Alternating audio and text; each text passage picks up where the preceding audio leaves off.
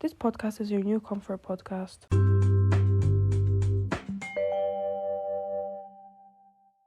Right now it is 5:37 a.m. and I can't sleep because a stupid mosquito is in my room and I don't know what to do. I really don't. So now I'm just fully awake anyways. Intro episodes are actually so hard to do. They're just so awkward. You live and you learn and you just get through it. My name is Leah. I am 17 years old. I am from Hungary. I am a professional/competitive swimmer. I'm currently a part of the Hungarian national team. What a flex. I am from Hungary, but I grew up in Kuwait. Born and raised in Kuwait. Kuwait is a Arabic country located in the Middle East, very close to Dubai. Whenever I say Kuwait is close to Dubai, everyone is like, oh, I know Dubai. So that's some context on where it actually is.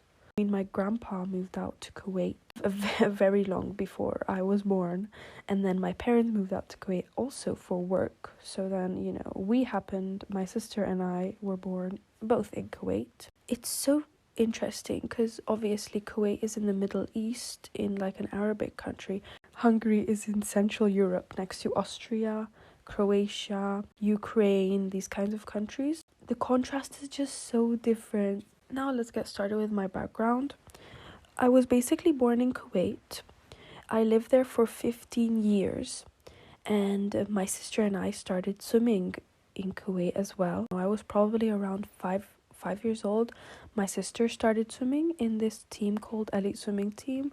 It was very rare to find swimming, especially as a sport in Kuwait. Kuwait is a Muslim country, so girls and guys and girls in general in swimming suits and girls doing sports isn't that popular.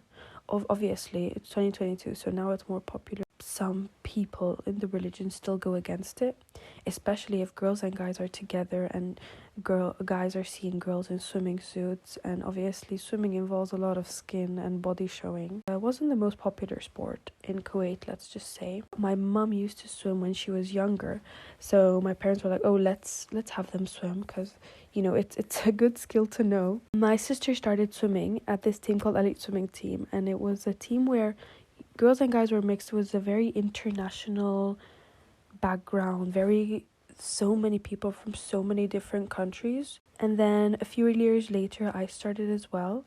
So we stayed there for a very long time.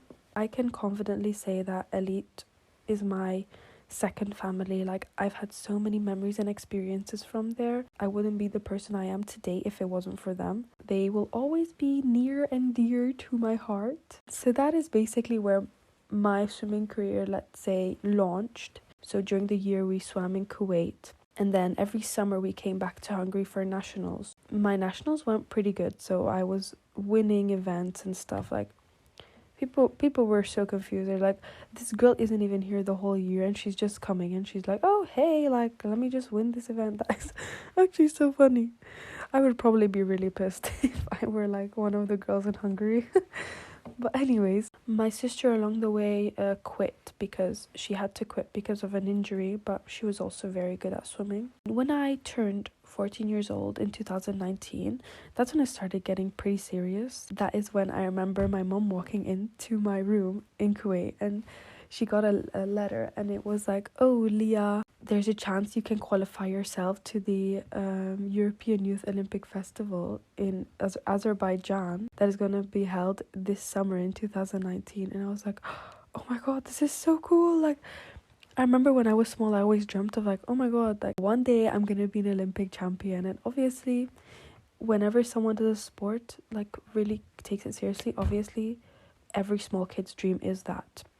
Things change along the way, and obviously not everyone achieves that goal. To see that it was kind of getting serious, like obviously it wasn't the Olympics, but it was European Youth Olympic Festival. It was just so cool to kind of have like the things that I was like, the people that I looked up to, like I was starting to become one of them, I guess you can say. With that summer, I actually did qualify myself. I went and it was, oh my god, I think it's, those TikToks where it's like moments that moments that permanently altered my brain chemistry. I think that was probably one of the huge moments that prominently altered my brain chemistry. The best experience I would ever say that I've had at a competition. Like, it was such a euphoric vibe. Everyone was so happy, everyone was so excited, and just the vibes were immaculate, like so good, as well as like everything, just the whole vibes being like so fun. I was so happy to be able to contribute to like the team's success. Very, very, very, very unexpectedly, I won a silver medal in the 400 IM. I won. I was second. Like, I got a silver medal, and it was so unexpected because prior to this in Kuwait, I was training once a day for like 2 hours 6 times a week, which compared to Hungary, people in Hungary at that time were swimming like twice a day for 2 hours plus one gym training, around like 5 or 6 times a week, which is so much more. At the time, I probably was pretty undertrained. That was one of the times where my mind overtook my physical state. It wasn't physically possible for me to do what I did, but I think mentally I was just so happy and in such a euphoric place that I just did it. From then on, kind of led me to just going into like what the mind can actually do and like spirituality and stuff. So basically after that, my coach in Hungary told me, like, talk to my parents and he said maybe I should consider coming back to Hungary to train normally, because I feel like at the age of 14 you can probably still get away with not training as much. When you start turning around 15, 16, 17, you need to have the work put into you. After that, COVID happened a year later. It was really divine timing because COVID happened, which meant quarantine.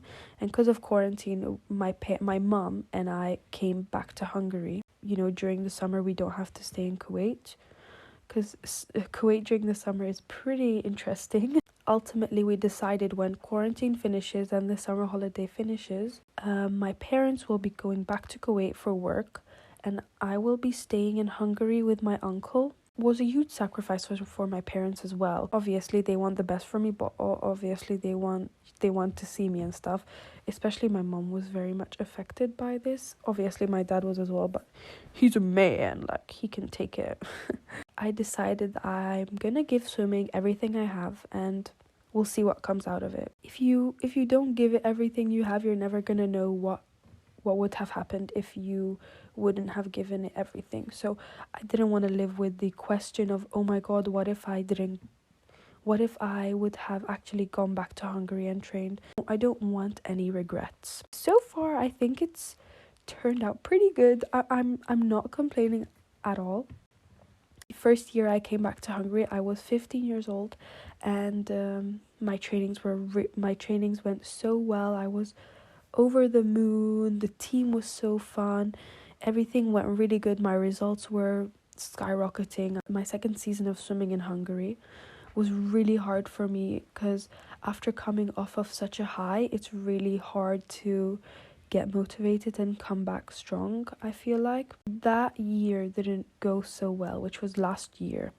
I was really depressed. Like, I was always sick, and I feel like my confidence was just really low. When I look back on photos and pictures, I can just so tell that my confidence was low. I feel like your inner environment really reflects onto your outer environment, on like how you look like and who you surround yourself with and stuff, and like the energies. That was a rough time, but I always say that I wouldn't be mentally as strong now, and I wouldn't be as happy as I am now if it weren't for that period of time. I'm actually very grateful it happened to me. It gives me the backbone and it gives me the confidence that, yeah, I've been through something really hard before, so why wouldn't I be able to do this or do that?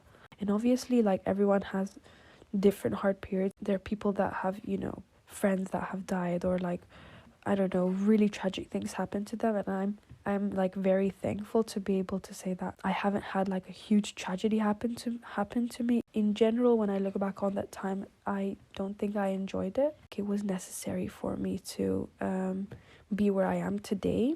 I am here now. This is me now. It is beginning of November, and I am really just thriving. Like, I'm entering my bad bitch era. and I am just so excited for the future, and I'm so excited for what's to hold. How this idea came, basically I was training. Every Friday morning we have recovery training. That is when I let my thoughts roam free, so I just think about whatever I want. And I was just thinking, like, I just think about so many things. And what if I made a podcast just talking about everything? Because I really do like to talk. I also really like to help people and inspire them. A lot of my friends say that, you know, they feel like I'm very trustworthy, and they like, a lot of my friends come to me for help. And I was just thinking, maybe I would love to, you know, make a podcast where people can come to feel better. After training, I texted one of my friends. I was like, oh, hey, like, what do you think? Because I don't know if this is a really cringy concept. I don't know, but I don't really care. I was like, what do you think? And me and him were like brainstorming ideas on like what the name could be, and we came up with the name of Chlorinated Thoughts, because obviously I'm a swimmer, so my thoughts are chlorinated. That is the name of the podcast. And I think that is all for my introduction. Oh, yeah. So topics I really want to talk about in this podcast are just topics that I think in general are fun, or whatever's on my mind. So it really isn't swimming based at all. I don't think it's ever going to be swimming based. It's going to be things that, you know, I've learned throughout the years, because I feel like compared to an average 17-year-old, I think I do have a lot of knowledge and experience up my sleeve. We're going to be talking about that. I want to try and inspire you. I want to try and motivate you and help you be the best version of yourself that you are. We'll see what comes of that. So I hope you stick on this journey with me. Let's learn and grow, especially together. And I'll see you in my next episode. Bye!